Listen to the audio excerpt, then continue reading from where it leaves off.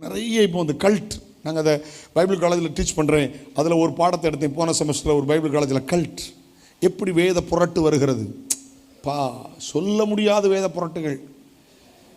ஜனங்கள் பாவம், ஜனங்கள் வஞ்சிக்கப்படுகிறார்கள்.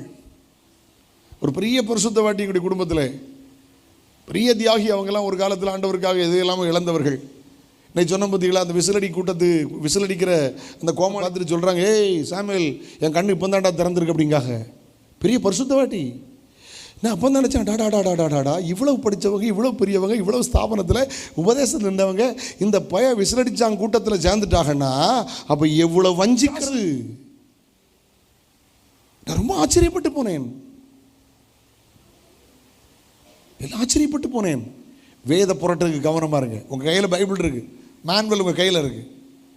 ஆமேன். வானத்திலிருந்து தேவதூதனை வந்தாலும் என்ன செய்யக்கூடாது, ஏற்றுக்கிடக்கூடாது. கர்த்தர் எழுதி தந்திருக்கிறார். கையை உயர்த்தி அல்லேலூயா. வேதத்தின் மகத்துவங்களை அவர்களுக்கு எழுதி கொடுத்துங்கிற வேத பொருட்டு கவனம் பாருங்க. அவர்களை நியாயம் தீர்க்க போகிறார். கர்த்தர் நல்லவர். ஓகே.